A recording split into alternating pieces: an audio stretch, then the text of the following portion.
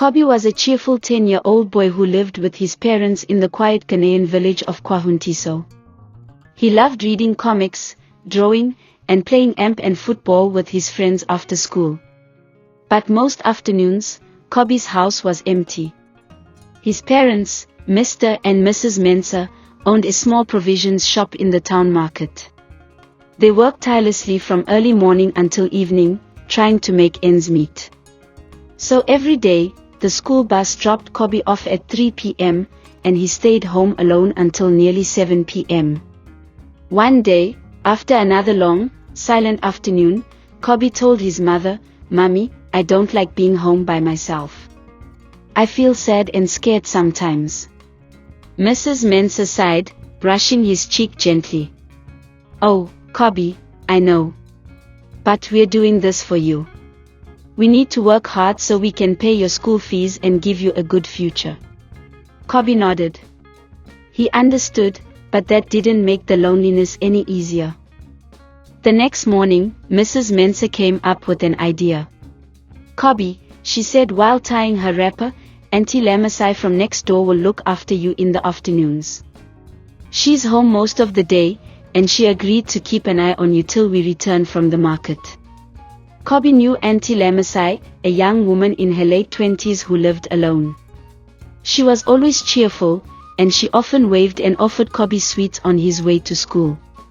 "Okay, Mommy," Kobe said. He wasn't sure how he felt about it, but it was better than being alone. At first, it was nice. Every afternoon, Kobe would knock on Auntie Lamasai's door. She welcomed him with fried yam or jollof rice and let him watch cartoons on her small TV. "How was school today?" she asked with a smile. Kobe slowly warmed up to her. She told funny stories, and soon, he even looked forward to his time there. One day, she surprised him with a new drawing set. "You're like the little brother I never had," she said. Kobe beamed. He felt seen, important. But soon, things began to change. One afternoon, after Kobe finished his homework, Auntie Lamasai sat very close to him on the couch. "Let's play a special game," she whispered. "It's just for us. Don't tell anyone, okay?" Kobe hesitated. "What kind of game?" he asked. She smiled but didn't answer properly. As the game began, he felt strange. Uncomfortable. This wasn't like the games he played at school.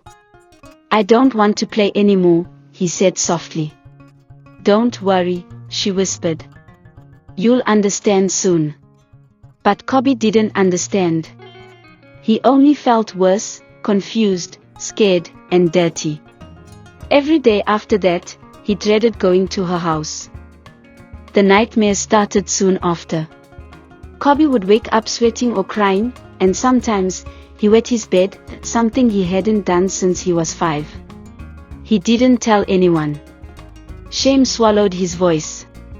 Even his drawings stopped. At school, he became quiet and withdrawn. His teachers noticed, but he said nothing. One day, while walking home, his best friend Yo said, "You're different, Kobe. Are you okay?" Kobe shrugged and looked away. Mr. Asidu, Kobe's class teacher, was a kind man who paid attention. He noticed the change. "Kobe," he said gently during break time, "you haven't smiled in weeks. Talk to me. Are you alright at home?"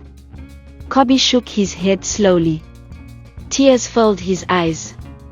"She makes me feel strange," he whispered. "Who, Kobe?" Mr. Asidu leaned closer. "Auntie Lamasai." Mr. Asidu froze for a moment but quickly composed himself. "Thank you for telling me. You are very brave. What she did is not your fault." Mr. Asidu immediately contacted the head teacher, who called the child welfare office. That afternoon, Kobe's parents were called to the school.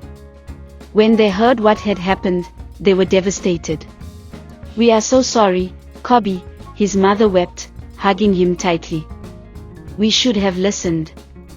We thought we were doing the right thing. Auntie Lamasai was arrested shortly after and charged for child abuse. The village was shocked. Many had thought she was too nice to do such a thing.